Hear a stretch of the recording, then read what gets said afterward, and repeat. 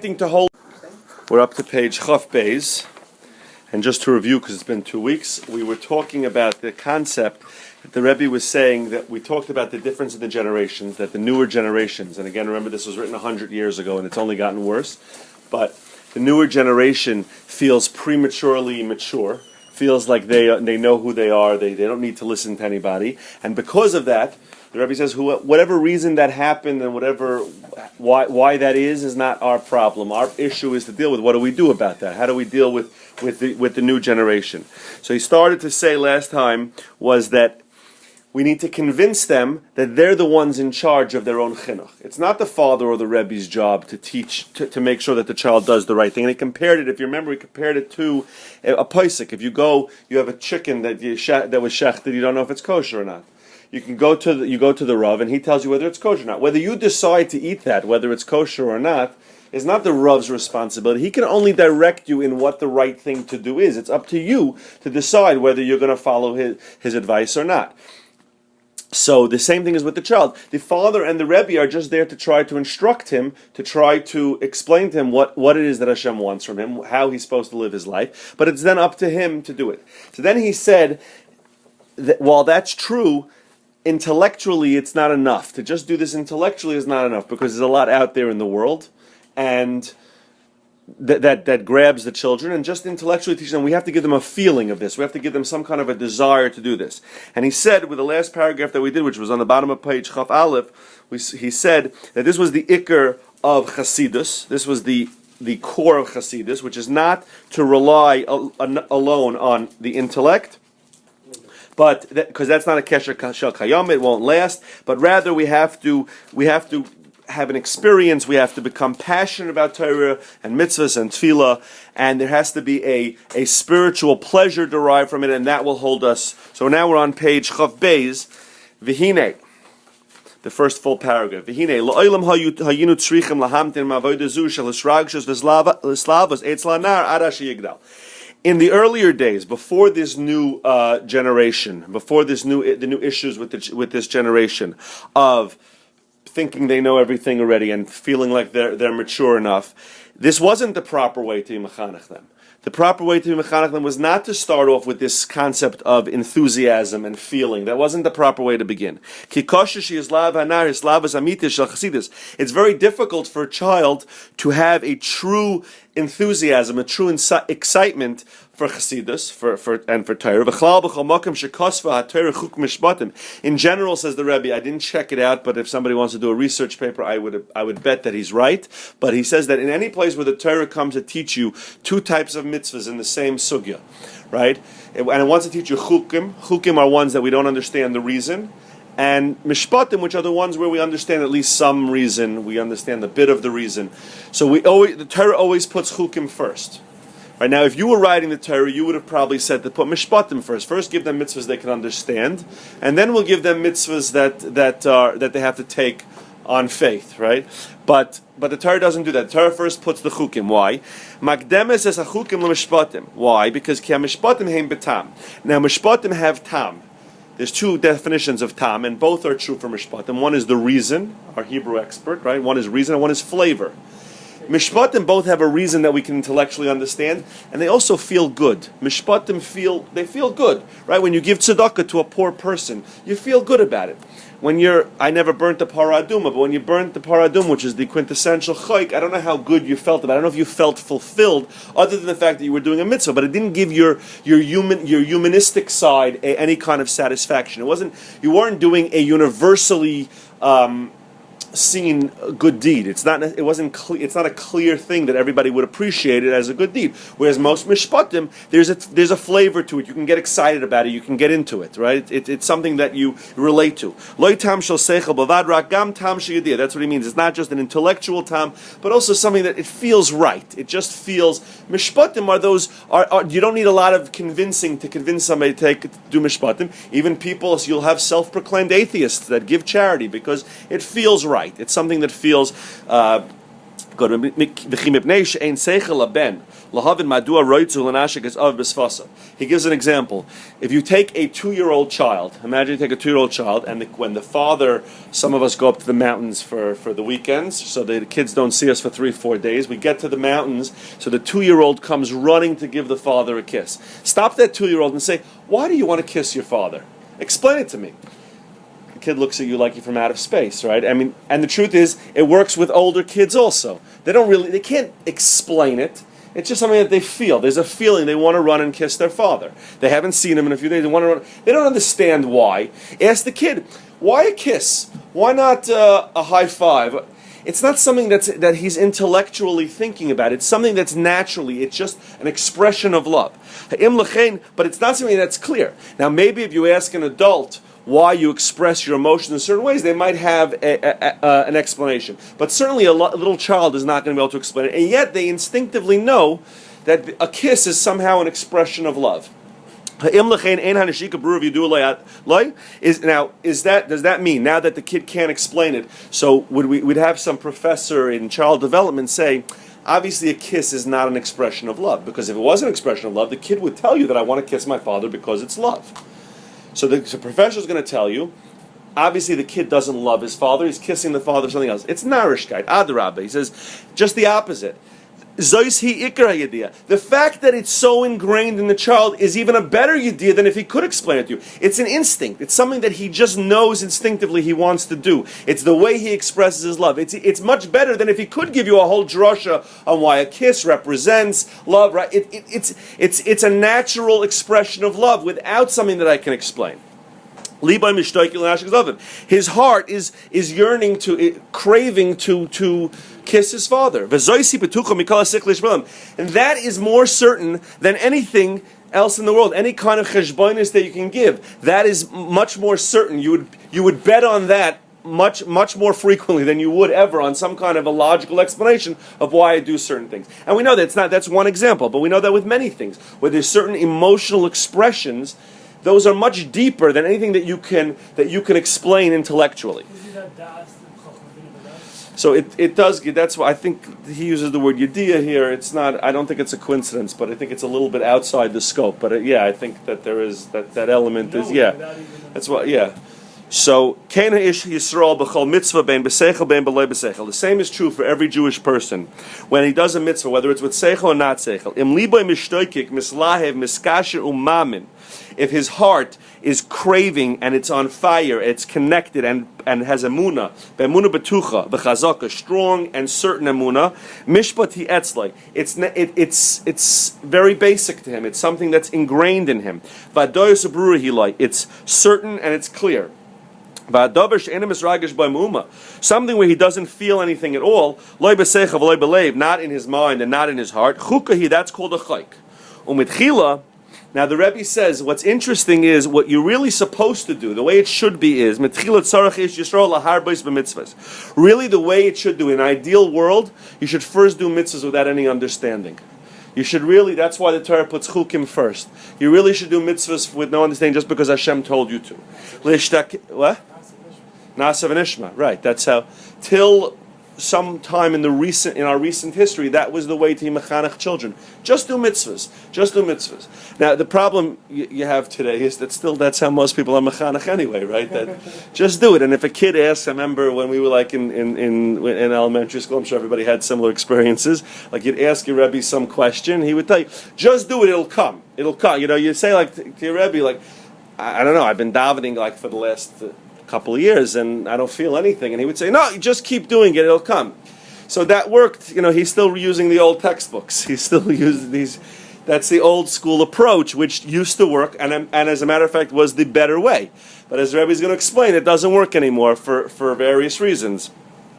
L'shtakea b'Torah, to get him entrenched in Torah v'avodah, l'smaser b'daita, to give over, right, machshavte b'chol nafsh Hashem, give everything over to Hashem. V'oz k'chol Hashem ishtakea yoyis b'avodah kedusha, and the more he invests himself, the more he entrenches himself into avodah and kedusha, margish b'shas ha'toyves ek nafsh yoytze u'miskareves l'kedusha v'elyon. He will feel at certain points how his soul sort of leaves him and comes close to kedusha and the higher light. Nishmasay misdabekes benishma shakai. His neshama clings to the neshama of Hashem, whatever that means. V'hu av gufay batovech mislav v'misyarei. Even his body gets inspired and is filled with awe. Sameach, it's happy. Mishtoikik u'mismoigeg. It yearns for, it craves Hashem, and it dissolves inside of him. Mitchila chukim lases af b'loy tam v'lo agasha. So the initial stage was to do even as chukim, things I don't understand, they don't really have any feeling. And then when his neshama is prepared, it's already connected to Hashem, then we can introduce mishpatim, and then he can have a certain excitement and a certain enthusiasm. So that's how it was supposed to be. He says, "Aval man nasim derenu." What do we do with our generation? Shatz musav hargashoysav miskadmus askadul islakid. That their essence and their feelings prematurely start to grow and develop. They've jumped the gun. If we don't hurry to grab onto this excitement, these kids are filled with excitement. Really, in the old days, we were able to wait till, let's say, they were 15 or 16 until we had to start to feed this excitement. Today, at 5, you have to feed this excitement. As we explained earlier in the Hakdama, that there's too many things competing. The personality of the children is different. So this excitement is starting to develop at a much earlier age. So if we don't grab it, if we don't grab onto it at a young age, and to work with it in kedusha, tishragesh v'tispoil b'slavashel shtus v'yoyfi hamaguna shel olam, then they're going to find this hisragshas, these feelings, and they're going to work with excitement that they'll find in the rest of the world. Now, don't think you can press pause. They're going to find that excitement and that enthusiasm for something. So if we don't give it to them in some kind of a positive way, they're going to find it elsewhere. I mean, elsewhere in the Rebbe wrote a diary in the Warsaw Ghetto called Savazirs, and one of the most interesting things that he writes, some of them are like 3-4 lines, but he writes there this concept that the neshama, a human neshama, requires excitement, and if it can't find it in good things, it finds it in bad things. He says to the point where people are even interested, and you see this all the time, and we'll see he mentions this here also. People love roller coasters. Why do they love roller coasters? So if he asks like a kid, you take a 15-year-old kid who just came off a roller coaster, and he'll say it was the greatest roller coaster I ever rode. You ask him why, he'll tell you, because I almost died. Right, that's the explanation. And the truth is, I'm a roller coaster guy. I don't know if anybody's I'm a roller coaster guy. The more you feel like you're almost going to die, the greater the roller coaster is. That's the godless roller coaster. But that's what the neshama craves that. So it craves excitement in something, and if it doesn't find it in holy ways, it looks for it elsewhere. But it can't survive. It needs it the same way that the human body needs oxygen. It needs that. So if we can't give them a holy excitement, they're going to find a less holy excitement. And they're going to be impressed with the ways of the others, and they're going to want their whims, their disgusting whims, that whatever blows through the world at the moment. Lenar ben dereinu sh'hargashoysav is ba'liyosav, to a child of our generation whose feelings and his influences kvar nisbagruv and nisbaltu, they already matured, and they were set out early. Kasha kvar lakasha b'chukim b'laragoshes. It's very hard to attach them to chukim. This idea of chayk without a tam, it's very hard for them to attach to that. Av b'divrei seichel b'vad.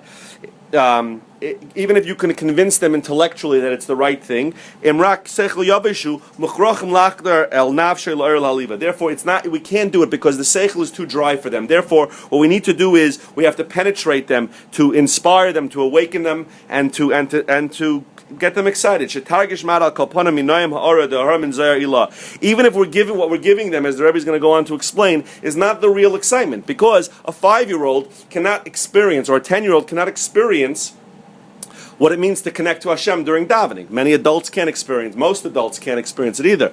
So how do you connect them to this excitement if they can't connect to the true excitement? But a 10-year-old for sure is impossible for him to connect to. So what are you going to do? You're going to tell him daven, and you're going to connect to Hashem, and you're going to feel that excitement. It's not something he's capable of. So he says we have to figure out a way to connect them somehow to this. That they're going to crave it and they're going to connect to it. Therefore, if we want to connect this child, and to be mechanech him so that when he gets older he doesn't deviate from the path. And not just because we command him, right? We started off the hakdam with that it doesn't work by just commanding. Not because we command him to do it, but because his soul is pushing him to do it. We cannot wait. Therefore, we have to start to mechanech them in the ways of Chassidus Hamitius from when they're very young. This Chanoich L'Nal Pidarka is also can be a generational thing. What this generation needs is not the same as what the previous generation needs, and the next generation will need something different. That's what the Rebbe's thing is, that don't tell me that this worked 100 years ago, therefore we stick with it. That's not. Shlomo Melech told us very clearly. Chanoich L'Nal Pidarka. Part of the derech of the Nar is also the generation that he grew up in. It's true Chasidus that's hartzig and that includes the soul. It includes the heart and the soul. And even though what we're going to give them is not the real Chasidus, because they can't connect to that at all. They can touch the edge of the stick and connect them. So, for example, things that are used, let's say by Chasidim, but in other places also, is, let's say, they'll take the kids to a tish. So the kid's sitting by the tish. What's he impressed with? If you ever went to, let's say, like the Munkatcher Rebbe on Sukkot, they make a whole show of how the Rebbe unveils his new Bekisha. He gets a new Bekisha every Sukkot. And the kids are all sitting there hacking, like, oh, he got this color this year, he got that color. It's shtusim, right? We understand. It doesn't really matter what kind of Bekisha the Rebbe wears, but at least they're getting him excited about the fact that it's a Rebbe, that they're in a sukkah. They take them to the sukkahs. They do these trips in Chol Hamoed. They take them to the Baba sukkah and to this sukkah. We want to get them excited about that. Or they have, let's say, a tzaddik comes to town. They make a big production. Or even here, let's say we have the Lag BaOmer Hilula. So the kids come. They see a fire. They're shooting bows and arrows. They're not connecting to Lag BaOmer. I doubt that very many of the adults are connecting to Lag BaOmer. I'm not really connecting to Lag BaOmer. What do you connect? But it's, at least you're coming out to this as opposed to like waiting by some red carpet to see which star comes by. So it's an excitement that at least is connecting you, so that as years go on and you develop a deeper understanding, you're connecting to holy and healthy things, as opposed to finding these other things. But most of the people most of the people sitting at a tish, it's not that they understand what the Rebbe is doing or what the idea Inyan of Shirayim is. It's something to see. It's something to be a part of. They like the singing. They like the dancing. The same concept, I guess, is behind, let's say, like, they have the Mishnayos contest. How many Mishnayos could the kid memorize? Is he really getting as much as he should be? But there's an excitement around the Mishnayos. How many Mishnayos did you memorize? How many Mishnayos did I memorize? And the truth is, that's also probably what they came up with the Gedolim cards. Otherwise kids were playing with baseball cards. So at least it's not the most mechubadik thing. I'll trade you Reb Moshe for Reb Shach. You know what I mean? Like, it's not. But at least the idea is you have the kids busy with things of Kedusha on a superficial level, but at least then as it deepens, they're connected to the right things. The more that he grows and he works, he'll be more attached to the deeper parts of it. Now the next paragraph we'll just read through. It's from the Ramak, Kabbalah. I don't know if anybody else understands it. You can take over for a few minutes, but his Yahrzeit was yesterday? So, Koloi Me'isa Pardish Ramonim La Ramak. The Ramak in Pardish Ramonim says, Eich HaGavonim Umaris HaGufonim Payelis B'Morim. That there are certain colors and images that work in Shemayim. Shekeshabolifo B'Chesed, let's say when they want to work with Chesed, Yislabish Levonim, they wear white. B'Gvura, B'Gadam Adumim, they wear red. Just bear with it. We'll get his point. We're not going to understand the different colors. But he says, aside from the secrets in the matter, right, that if a person looks at flowing water, certain things are misar.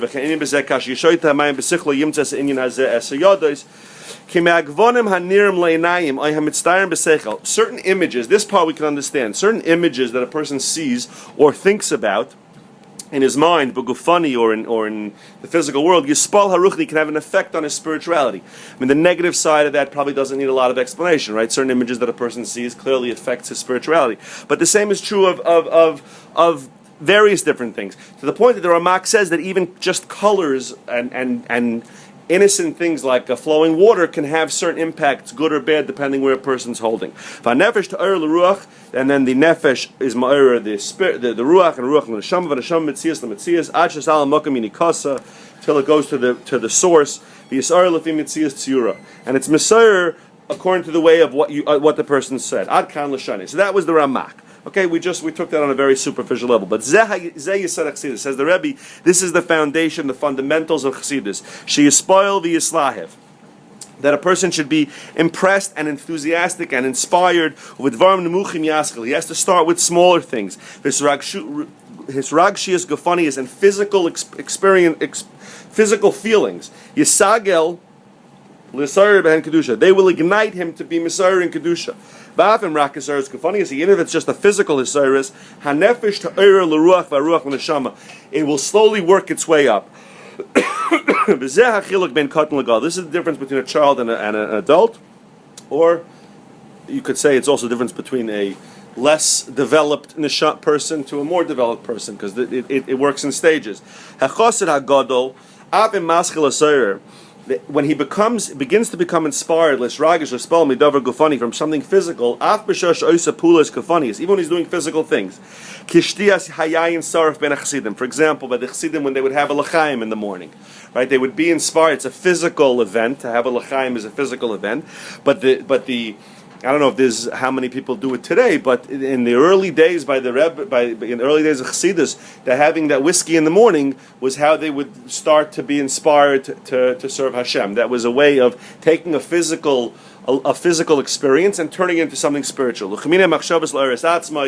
And different thoughts that a person can use to inspire himself, which we'll see a lot of in the actual Sefer. That's a lot of the practical advice he gets of certain things that you can imagine and picture in order to inspire yourself to do certain things. They don't remain, for adults, they don't remain purely physical. It inspires the ruach and the nefesh. Until his neshama is miserv, is tiskal bekirboy b'chol echad kvi matzava, each person where he's holding, and at whatever situation he's holding at. Even the Beis Hamikdash, when they would light the menorah, they would take fire from an external source. But he would not leave the menorah until it was lit on it from its own source also. Right? You took something extraneous from the menorah to light the menorah, but then the menorah produced its own light. It had its own oil, it had its own light. The problem is that a child, because he hasn't developed this yet, he will stay with the physical feelings and the physical inspirations. He doesn't necessarily translate it into something spiritual. But the Rebbe says, even though he stays with a physical experience, it still has a certain glow, a kav ha'ara, like a delicate ray, daka min adaka bin nefesh. Me'rochak al yizrach, it's shining upon it from far. So the Rebbe is saying, if we're in holy things, even that's good. Even if it is physical, it's good, because it's connecting. It's starting to connect the child to holy things, right? That's why people you take a 3-year-old, you make him crazy when they first give him his first haircut. You take him to yeshiva, he's licking honey. The different rabbis are cutting hair. Like the kid, he doesn't know what's going on. But the point is, we're trying to impress him that this is chashuv by us. This is what's important to us. He doesn't experience any of the spirituality of it. But you take your kids, you go to Eretz Yisrael, you take them to see a rebbe, to get a bracha, you take them to a kaver, to daven. Even though they're not really getting that experience that you are, you walk out from the rebbe, you feel different, at least for a few minutes, right? Ellie, we've been to Reb David together, right? You feel a little bit when you're walking out. Kids don't feel that. But the point is, you're showing them this is important. This is what we want to connect to. And eventually they'll start to feel it. This is also good, because it connects their small bodies and souls also. He gives an example. We'll finish up the paragraph next week, but he gives an example. Like, for example, Pesach night, right? The kid walks in. He doesn't know what's going on Seder night, but he just sees all the beautiful tables and all these interesting foods, and there's nice silver on the table. He doesn't understand that we're doing a mitzvah of Pesach. He doesn't understand any of the depth to it. But he remembers that Pesach is something geschmack, right? That I'm connected to Pesach. As he gets older, every year it'll add a little bit, until it becomes a real connection. But we want even that initial connection. We want him to get excited. Pesach's coming. The kids, they get excited. Pesach's coming. We're going to search around the house for breadcrumbs. They don't know what we're really looking for, but it's something that's exciting for them. That's what the Rebbe is saying. We have to become... I think we mentioned this in the first shiur. We have to become entertainers. Unfortunately, there's a lot of other entertainment that draws the soul today. So, rebbeim, children, teachers, and even when we try to mechanech ourselves, which we said this sefer is very much about also, it's about our own chinuch, wherever we're holding to the next step. It's about trying to capture yourself. So the next time, like somebody tells you, this is mishigas, it's narishkeit. But if it's in a holy direction, there's something very, very positive about it, because it attaches the kids to something that is in the right direction as opposed to the wrong direction. And he continues with this a little bit longer. Next week we'll see, and I think we might be able to finish the Hakdama next week. Yeah, I think so. Okay, shkoyach.